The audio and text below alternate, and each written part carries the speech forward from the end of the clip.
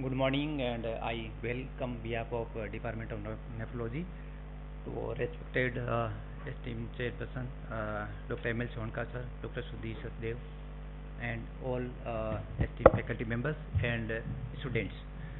We started today's CCR with brief introduction of our Department of Nephrology. We started our department in 2012, and we started kidney transplantation in November 2012. Breakthrough in the transplantation, we did first swab transplant in 2014 and ABO incompatible in 2016, and first ABO disease donor transplant over state in 6th Feb and 2015.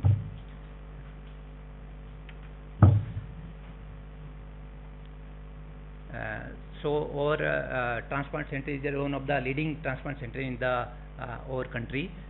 So far we did more than 150 swab transplant and more than 200 ABO incompatible transplant. We did the first 3-way swab, and recently we did the 6-way swab transplant, which is the first 6-way transplant in the private sector. After my parental institute, that is IKED at Ahmedabad, they did the 1-day 10 swab transplant. After that, we are in the leading institute in the country. So far, we did the more than 2,300 kidney transplants, and this is our silver jubilee year. So we are promising our emeritus chairperson. This year, we will complete 2,500 kidney transplants in 2020-25. Also, our department is providing the dialysis facility. We are having state-of-art dialysis unit with more than 50 dialysis machines for the stable patients, and for the critical patients we are having sled machines, and we are having very critical patients for ICU patients we are having CRRT machines. Also, we are having the first stop in our state, there is International Nephrology Department, which is creating temporary catheters in form of lines, tunnel catheters, and also our department itself doing AV fistula surgery and plasty. Also, we are having the DUM program. Till date, 9 students have passed, and currently we are having the 12 students.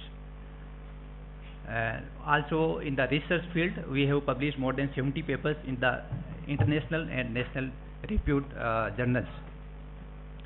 These are some. We did the first ABO incompatible transplant in the 2016, which is well covered in the media. Also, we did the first disease donor transplant in 2015. Now, I would like to invite Dr. Bhavjot to continue. Good morning, everyone. Myself, Dr. Bhavjot Singh, second year DM resident from Department of Nephrology. I welcome you all to the CCR, highlighting a rare, risky, and rewarding case of renal transplant in a patient of Bardet-Biedl syndrome. So my patient was a 15-year-old female, a student from Bikaner, who had presented to us with a complaint of generalized weakness since 2 months, loss of appetite since 2 months, and decreased urine output since 10 days. The patient had already consulted a local practitioner, who then advised her basic investigations, which revealed an HB of 5.2 gram and serum creatinine level of 10.4 milligram percent, after which she was referred to an higher center, and she was brought to our OPD at MGUMST. She had loss of appetite since 2 months, such that she was earlier eating 2 to 3 chapatis per meal for 3 meals in a day, which later decreased to 1 chapati per meal for 2 meals in a day. It was associated with generalized weakness, nausea.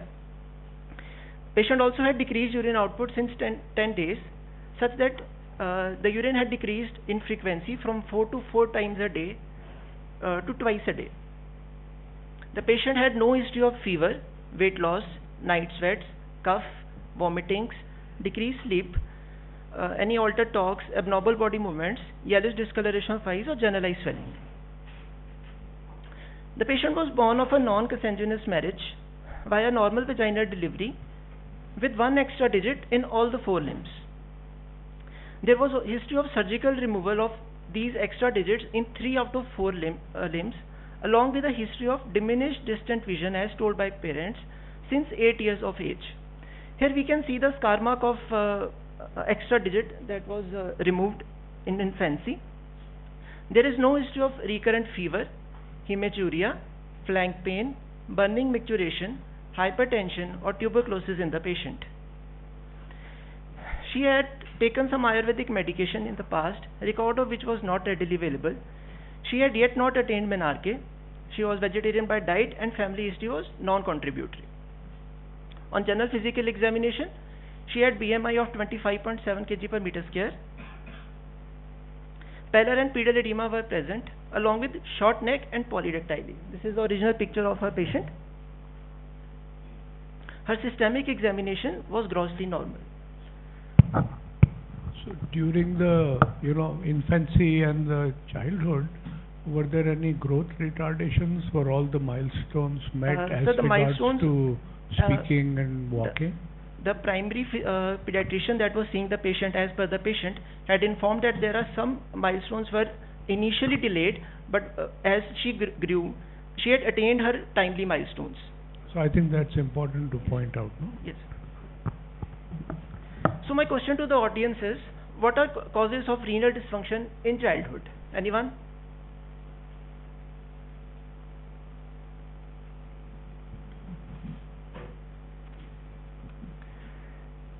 The causes can be congenital or hereditary, such as renal dysplasias, polycystic kidney disease. It can be glomerular, such as MCD, that is minimal change disease, post-streptococcal glomerulonephritis. They can be obstructive or urological, such as patients with posterior urethral valve or neurogenic bladder. They can be infectious, when patients have pyelonephritis and recurrent UTIs. They can be systemic or vascular because of hypertension in the childhood. During her hospital stay, she had an episode of generalized tonic-clonic seizures, after which she was shifted to ward, after which she was shifted to ICU and initiated on hemodialysis with 2 units of leukocyte-depleted PRBC after consent of parents. Her laboratory parameters are shown. They were consistent with those of CKD patients. Did you mention her blood pressure? In the general physical examination, I mentioned. You did. Was she hypertensive? No, she was never hypertensive. With a HB of 5.5 gram per deciliter and a blood urea of 202 with a creatinine of 14.28. Her sonography revealed bilateral small echogenic kidneys with complete loss of corticomedullary differentiation. Her right kidney was 6.1 by 2.8 and left kidney was 6.3 by 2.1, which was way lower than the standard. We had also got an MRI brain done after her seizure activity, which was grossly normal. So coming to a provisional diagnosis, my patient was a 15-year-old female with chronic kidney disease stage 5, initiated on hemodialysis, with severe anemia of chronic disease, polydactyly, primary amenorrhea, and short stature. Now I would like to call upon Dr. Jyoti Sharma from Department of Endocrine, as we referred the patient to them for workup of short stature and primary amenorrhea. Thank you, Dr. Bhavjot. Good morning, everyone. So this patient, 15 years, 9-month-old female, was referred from Department of Nephrology to us for evaluation of poor development of secondary sexual characters, non-attainment of menarche, and poor height gain. She was a known case of chronic kidney disease with history of decreased vision since 8 years of age.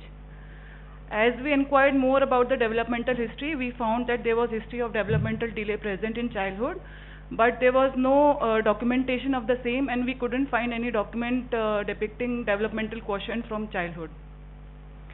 She started schooling at around 4.5 years of age. Currently she is in 8th standard with poor scholastic performance. Her anthropometric evaluation revealed height of 142.5 centimeter, which is below the 3rd percentile, as we can see on the growth chart. Her height standard deviation score is -2.4. Anything less than -2 is classified as being short stature. We can see the target height range, which is genetically determined, is depicted over here, and it seems that she is falling short of her genetic potential as well. Her weight was 52 kg, which is between 50th and 75th centile as per the growth chart. Bone age was also delayed. Her body mass index was 25.7 kg per meter square, which is between the 85th and 95th centile, and she was classified as overweight. As previously mentioned by my nephrology colleague, she had syndactyly. We did sexual maturity rating, also known as Tanner staging. It is basically progression of puberty in a child. It is divided into 5 stages. Stage 1 is the prepubertal stage and stage 5 is the adult stage. Our child lied in Tanner staging 2. So can any of my fellow resident enlist any cause with primary amenorrhea and short stature in this child? Yes.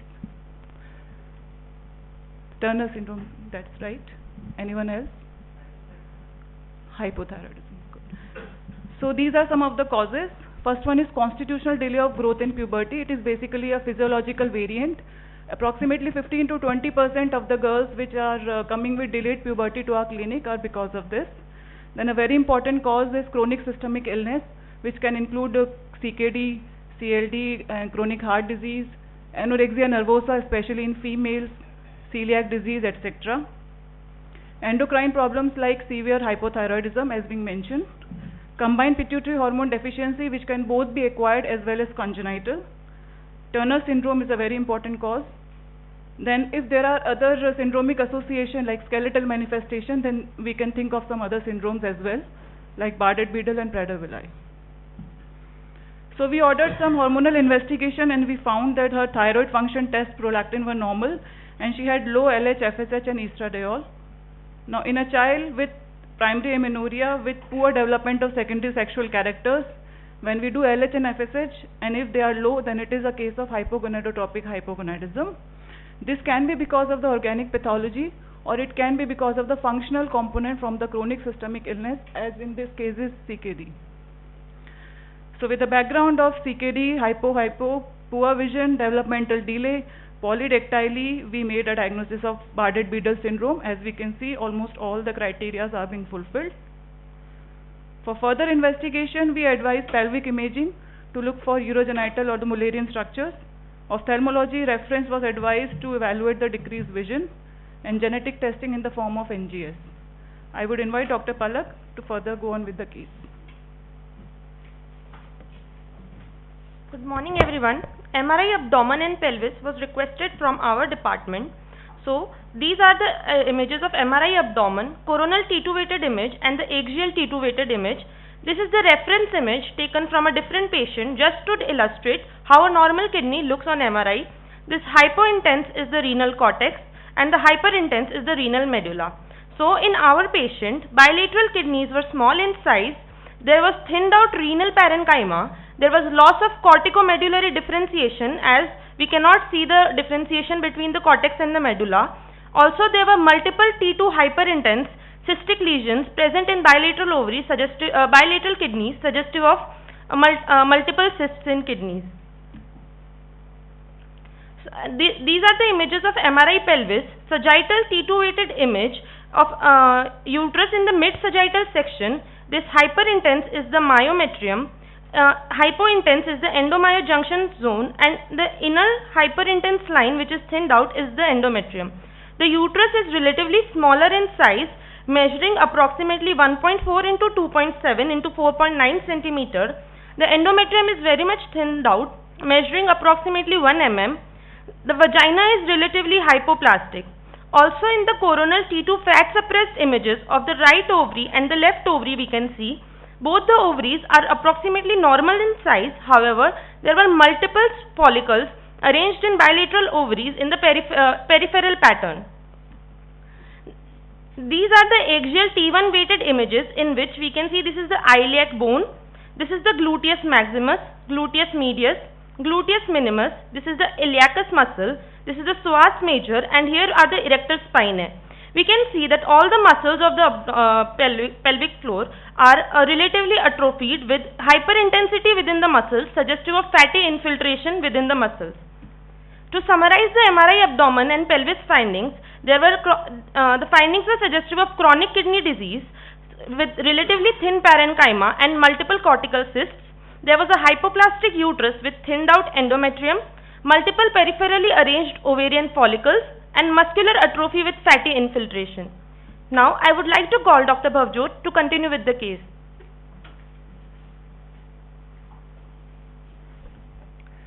Thank you.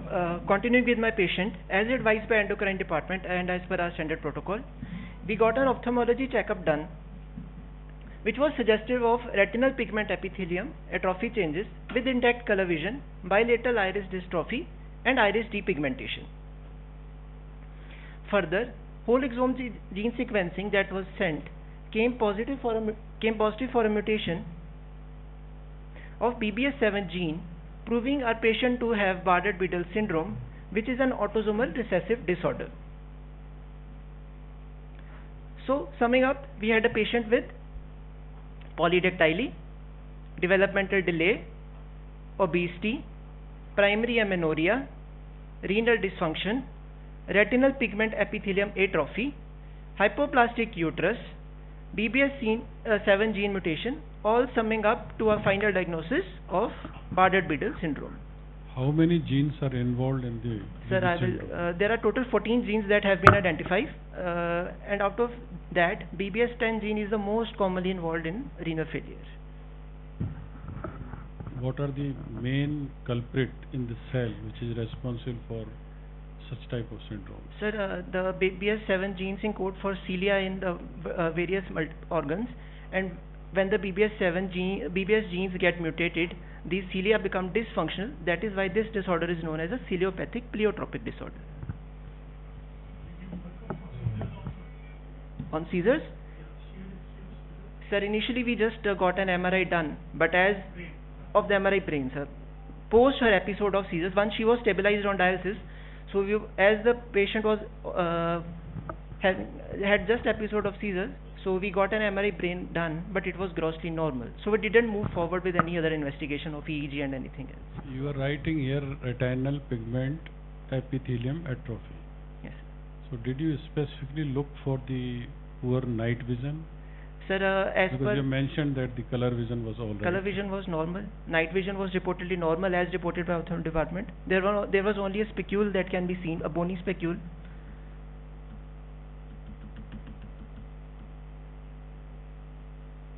Sir, a bony specule can be seen, which is a dark pigmentation that I have labeled as B, and along with that there was a pale optic disc, both are which are suggestive of retinal pigment epithelium dystrophy.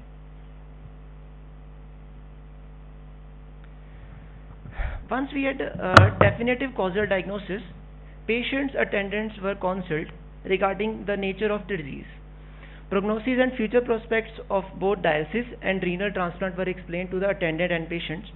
Attendants made a decision to go for renal transplant. Her mother came forward as a potential donor. On evaluation, we found that the blood group of mother is AB positive, whereas the patient was B positive.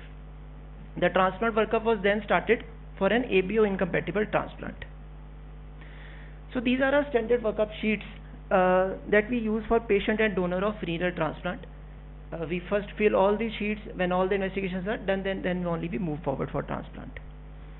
After basic workup and pre-transplant fitness from Department of Cardiology, Psychiatry, Gynecology, Endocrinology and Neurology were obtained, as per our standard protocol, we moved ahead without legal formalities, and NOC was obtained from authorization committee. So as mentioned earlier, our patient was B positive. Whereas our donor was AB positive, which is an ABO incompatible, as AB blood group has no anti-A or no anti-B antibodies, whereas the patient has anti-A antibodies in the plasma. This is the standard protocol that we are following in our department in ABO incompatible transplant. If we take day 0 as a day of renal transplant, at day -14, injection rituximab at a dose of 200 mg is given. At day -7, we start the patient on immunomodulator drugs like tacrolimus and mycophenolate sodium. Then we plan for initiation of plasmapheresis to decrease ABO titers in the patient. So can you elaborate what is rituximab and why is it given? So rituximab is basically given in our patients to to reduce the activity of B lymphocytes and anti-B lymphocytes. So what is rituximab precisely? It is a immunosuppressive drug, sir. What does it suppress? What is the mechanism? We use it quite a lot, so that's why maybe some of us, our younger colleagues, don't know it. It suppresses the B cells, basically B lymphocytes. Which target on the B cells? Okay. So it's a CD25 basically. Anti-CD20 monoclonal antibody. Yes. And you want to suppress the B cells, that's why you give it. अभी last में MA भी लिखा रहता है ना, that means monoclonal antibodies drugs में, ठीक है? I did not get the question, sir. Eh? I did not get the question sir was asking. That is all right, but wherever in the any drug you find MAB in the last. ठीक है ना? Most of the, I think Dr. Hemant Malhotra is highly qualified to answer this, but that means the drug is mainly monoclonal antibody drug. Am I right? This gives the clue to किस तरह की antibiotic immunotherapy suppression वगैरह use कर रहे हैं. So in a patient, the initial IgG titer was 1:64, whereas our target pre-transplant is always less than 1:8. One session of plasmapheresis typically reduces a titer by 1 dilution. That is, if it was 1/64, it will come down to 1:32. 3 sessions of plasma were done in a patient, and on the day of transplant, our anti-A IgG titers were 1:8. The patient underwent a successful renal transplant on 22nd of July 2024 after induction with basiliximab 20 mg, which was given on day 0 and day 4. Methylprednisolone, which was given, which was given intra. What is basiliximab? Sir, it is an interleukin 2. It is a monoclonal antibody, which is an interleukin 2 inhibitor. So she was continued on immunosuppressive medication, namely prednisolone, tacrolimus, and mycophenolate sodium. In the post-operative period, the patient was keeping well, and on post-op day 3, she had 3 episodes of generalized tonic-clonic seizures. We got her detailed repeat investigations done on that day, which did not show any significant deviations. Even her tacrolimus levels were well within the desired limits that we keep between 8 to 10. A neurology consult was sought for this episode. Now I would request Dr. Arvinder from Department of Neurology to elaborate further.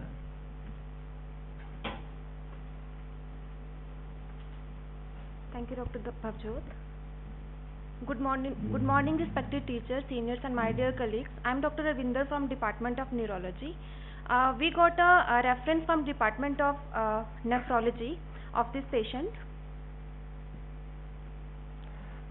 The patient is a 15-year-old right-handed adolescent girl, known case of Bardet-Biedl syndrome, post-renal transplantation day 3, earlier on maintenance hemodialysis for last 1 year. She presented to us with chief complaints of 3 episodes of abnormal body movements. The seizure semiology consisted of no preceding aura, abnormal tonic-clonic movements of all 4 limbs, uprolling of eyeballs, with frothing from the mouth, followed by urinary incontinence, and followed by post-ictal confusional state for 5 to 10 minutes. There were total 3 episodes of bilateral tonic-clonic seizures, each lasting approximately 2 minutes, 20 minutes apart, and patient regained consciousness in between episodes. There was no history of any headache, altered sensorium preceding event, weakness of any limb, fever, rash, joint pains preceding event, vomiting, dysphagia, new onset visual disturbances, dysarthria, head trauma. Her drug history consisted of, she was on tablet tacrolimus, tablet mycophenolate, injection solumidrol, injection basiliximab was given as induction therapy, injection piperacillin tazobactam, and tablet levofloxacin. She had significant past history of similar episode 2 months ago. That episode consisted of bilateral tonic-clonic movements, and that episode was attributed to uremia. At that time, her urea was 202 mg per deciliter and creatinine was 14.8. Neuroimaging done at that time did not show any significant parenchymal lesion, and she was not on any anti-seizure medication for the same. Her personal history showed that she had primary amenorrhea, she had no addiction, she had normal sleep and appetite, bowel and bladder habits. Her birth history was not significant. She was delivered by full-term normal delivery at hospital. Her family history was not significant for any neurological illness. On examination, her vitals were stable, pulse was 64 beats per minute, BP was 126 by 70 millimeter of mercury, and saturation was 95% on room air. Patient was already loaded with injection levetiracetam, sodium valproate, and midazolam 2 cc was also given. So she was drowsy. On examination, her GCS was E3V4M5. Higher mental functions could not be assessed as the patient was drowsy and under the sedative effect of injection midazolam. Cranial nerve examination was also not possible as she was drowsy. Bilateral pupils were equal and reacting to light. Motor examination revealed normal bulk and tone in all 4 limbs. The power could not be assessed as she was not following commands, but she was moving all 4 limbs on painful stimuli. Her deep tendon reflexes were 2+ and bilateral plantars were showing extensor response. Cerebellar and sensory system examination could not be done.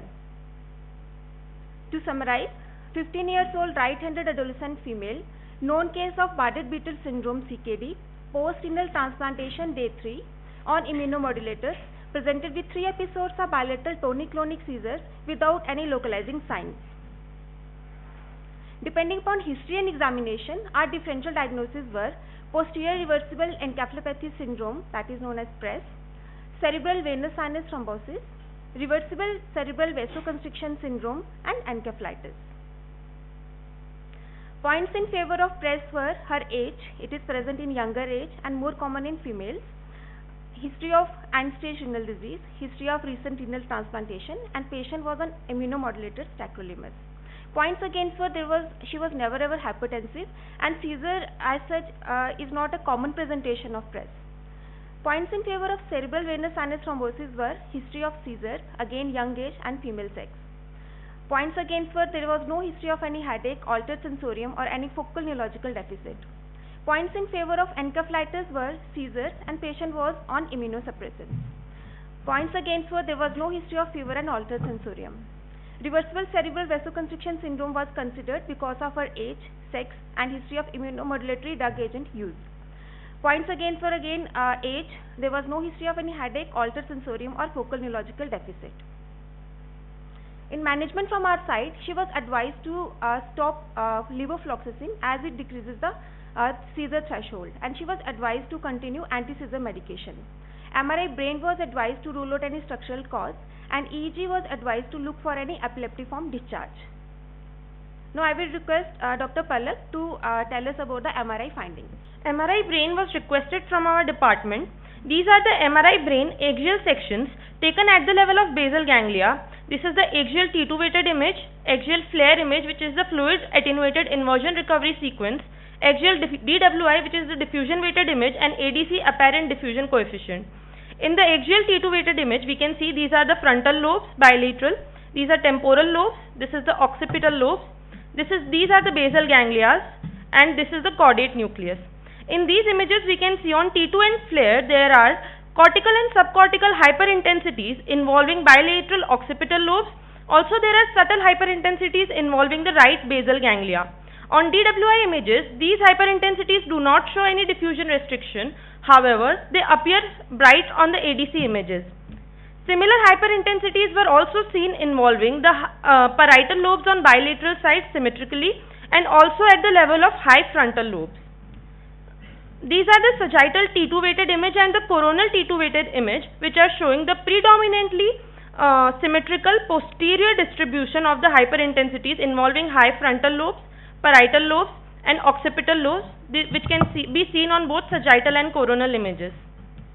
So to summarize the MRI brain findings, there were relatively symmetrical T2 flare cortical subcortical hyperintensities with no diffusion restriction and no microbleeds suggestive of a vasogenic edema. The areas involved were bilateral parieto-occipital lobes, high frontal lobes, and right basal ganglia. Findings were suggestive of posterior reversible encephalopathy syndrome known as PRES. Now I would like to request Dr. Arvinder to continue with the case.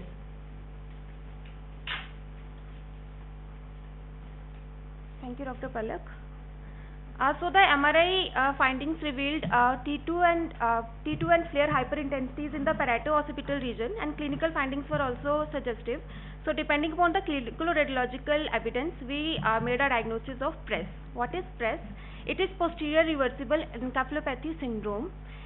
It is a syndrome which can be acute or subacute, and main manifestations are encephalopathy in 80% of cases, seizures in 60 to 70% of cases, headache can be present in 50% of cases, visual disturbances can be present in 39% of cases, patient can present with focal neurological deficit in 15% of cases, and can present with status in 15% of cases.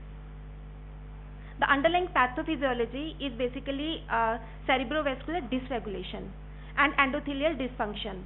The toxins and inflammatory markers, they attack the endothelium of the blood vessel of the brain. There is disruption of the blood-brain barrier in the brain, which leads to vasogenic edema. And the disorders which are related to PRES are pregnancy-related conditions like eclampsia, preeclampsia, and HELLP syndrome. Various systemic disorders like sepsis, septic shock, which can lead to increase in the formation of inflammatory markers, can lead to this syndrome. Then other autoimmune conditions and connective tissue disorders like SLE, Sjogren's syndrome, systemic sclerosis can lead to this disorder. Post-procedure conditions like renal transplantation, bone marrow transplantation, even blood transfusion and spine surgeries, any sort of surgery can lead to this syndrome. And there are hematologic disorders like hemolytic uremic syndrome, thrombocytic TTP, TTP, hemolytic sickle cell disease, and various metabolic syndromes like acute intermittent porphyria, and it can be present in various neurological conditions like NMOSD. There are various drugs also which can cause PRES.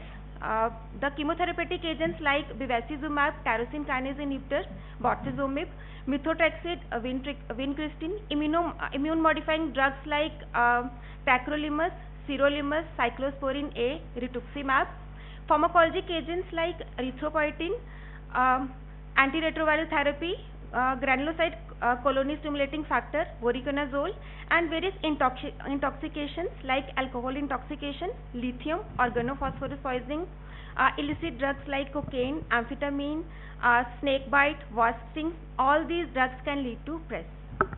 So can you tell us some antibiotics which can lead to seizures with or without PRES? I think that's important for the audience. So various fluoroquinolones like levofloxacin, they decrease and this is the antibiotic which is commonly used in UTI, URTI, and it can decrease the seizure threshold and it can lead to a seizure. But antibiotics leading PRES as such, there are various antibiotics as such cannot cause PRES, but chemotherapeutic agents have been attributed with. At this stage, we discontinued tacrolimus as advised. Patient was switched to cyclosporin at a dose of 3 mg per kg. There was no repeat episode of seizures, and patient was discharged on day 10. Patient is now on a regular follow-up. Her last follow-up was on 12th of May 2025, that is day before yesterday. Her graft is functioning well. There have been no episode of seizures, and hormonal therapy has been started by Department of Endocrinology for induction of puberty.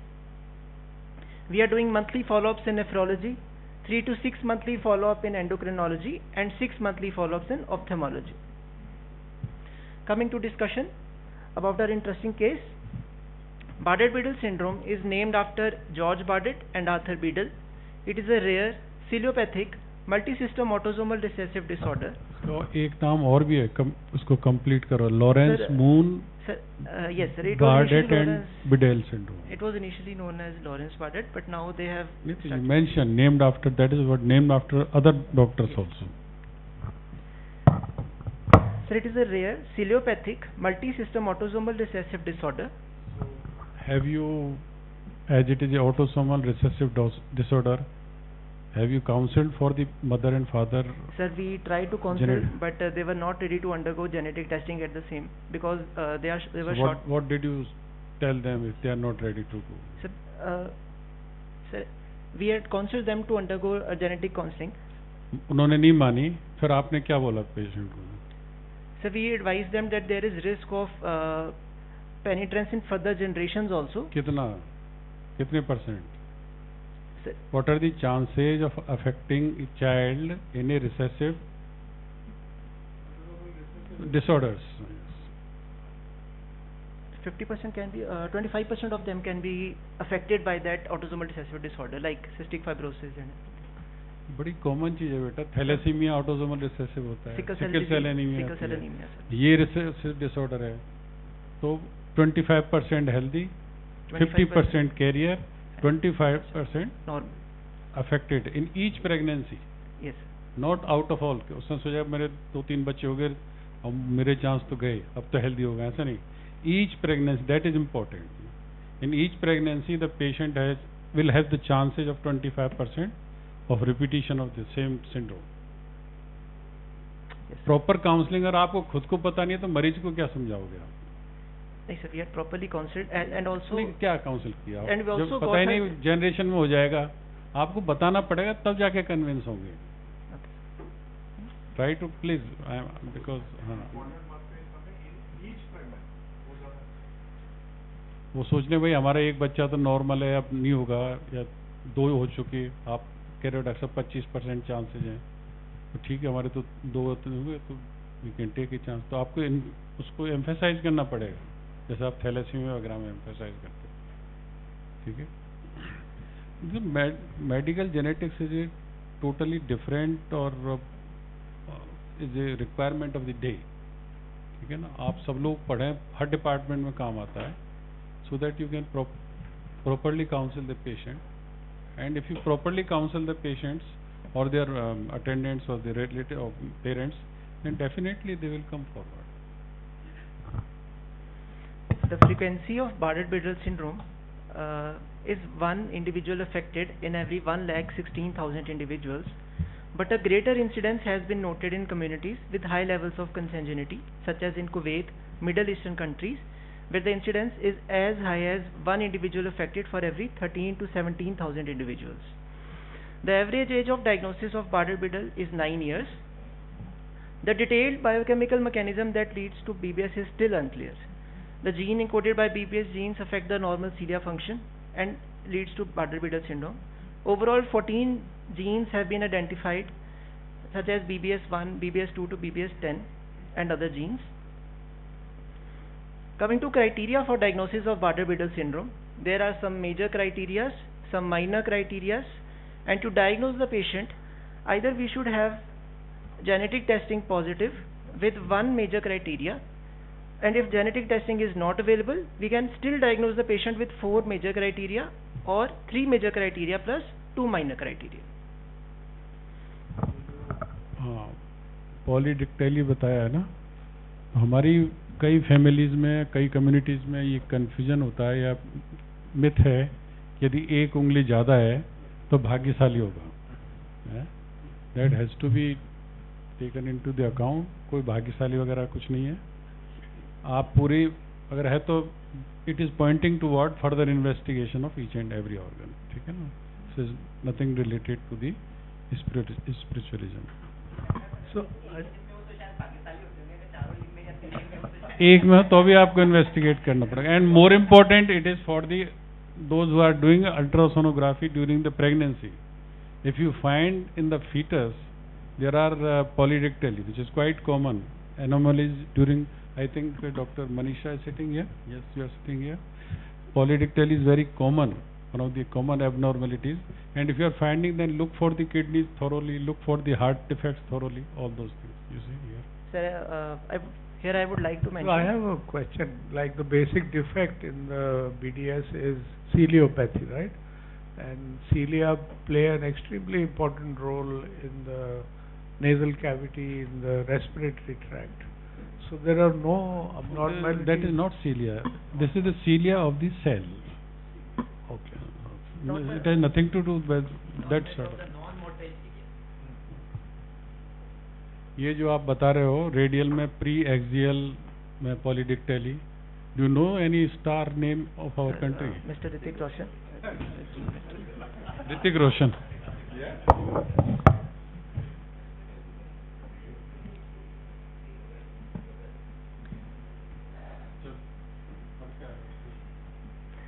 So, continuing with renal manifestations of Bardet-Biedl syndrome, renal anomalies are common, but they are highly variable. Severe CKD prevalence is 8 to 16%. Mild to moderate CKD will have incidence of mild to moderate CKD will be similar to that in other children. BBS10 gene, as I told earlier, is the most predominant causal gene in 26.6% of the individuals, and the median age at which patients will have renal failure is 12.5 years.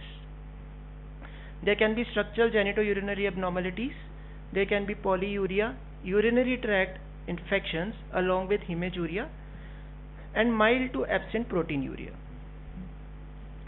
Coming to prognosis, 10% of these individuals will have severely impaired kidney function. Average 40% will have milder stages of renal dysfunction, and 50% will be normal or near normal. Renal transplant has shown favorable outcomes, but transplant centers are mostly hesitant to perform the necessary transplants due to multitude of metabolic comorbidities these patients will face, with potential to complicate the outcomes of renal transplant. This is the data. We have a clinical registry which is investigating BBS, that is known as CRIPS, which from 1982 to 2015 had diagnosed 206 Bardet-Biedl children, that 16 girls and 5 boys, that is 10.2% of them developed end-stage renal disease at a median age of 8.4 years. When data was compared by them, of 18 of those 21 individuals who underwent renal transplant between 1982 to 2015, the graft and patient survival was almost similar to the other patients undergoing renal transplant.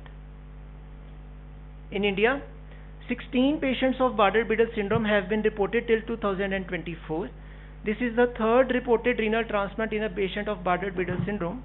The earlier 2 transplants have been reported at Army Hospital in Delhi and Aster Medicity in Kochi. The first reported renal transplant in a state was done by Department of Nephrology here at Mahatma Gandhi Hospital. Coming to conclusions, to finally conclude my CCR, BBR has an adverse prognosis with an early onset of blindness, obesity, hypertension and diabetes mellitus. Renal impairment is the most common cause of morbidity and mortality. Management is multidisciplinary and surveillance on regular basis is needed. The CCR has highlighted the importance of having a high index of suspicion on genetic causes of renal failure, aimed at increasing awareness in the medical community about this rare syndrome, especially in the Indian scenario, and emphasizing the critical balance between adequate immunosuppression and risk of neurological adverse effects.